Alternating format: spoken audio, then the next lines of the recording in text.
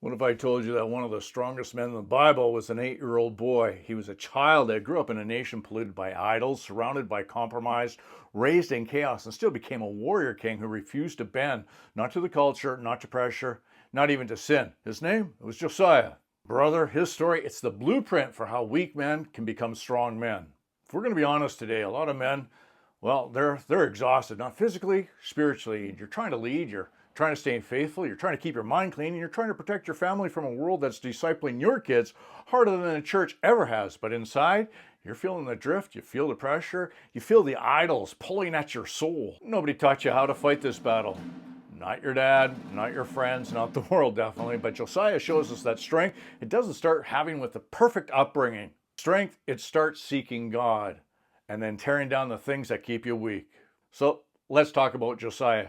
8 years old when he becomes king. 8.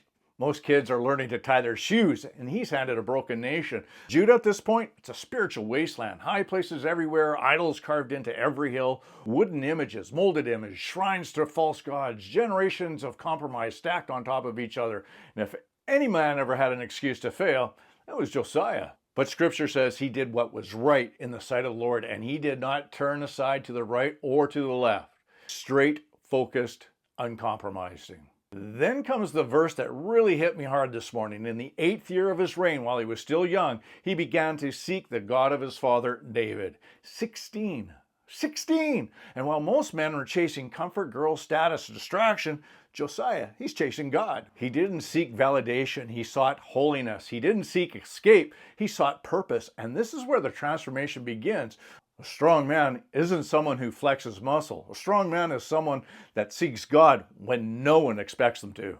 So 4 years later, now he's 20, Josiah hits the stage of manhood that most Christian men, they never even reach. It's the purge. Scripture says he began to purge Judah and Jerusalem of the high places, the wooden images, the carved images. So he didn't manage his idols. He didn't study them. He didn't talk to them. He didn't sprinkle Jesus on top of them. He destroyed them. He smashed them. He burned them. He ground them into powder. He scattered them on the graves. Josiah was not gentle with the things that tried to destroy him. And brother, that's the part most men today, they never learn. You can't be a strong man while protecting your idols, whether it's porn, comfort, people-pleasing, apathy, secret sins, bitterness, self-pity, comfort zones that you've refused to leave.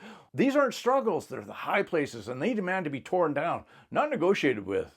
Josiah, he didn't wait until he was wise, mature, or experienced. He was young, he was unproven, in over his head, but he started seeking God anyway. You don't need a perfect background, you just need that willing heart.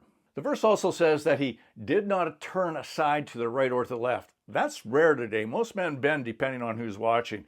They bend for comfort, they bend for acceptance, they bend to avoid conflict. Josiah, he walked straight.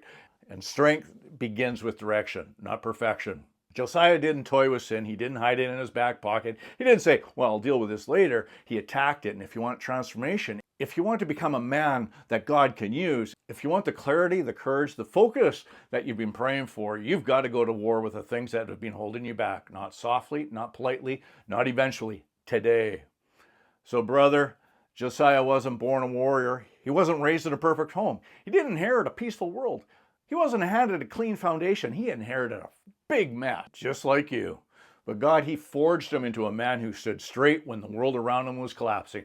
And then he can do the same for you. You don't just start with strength. You start with surrender. You start with seeking. You start with tearing down what's been tearing you down. And when you do, victory will come.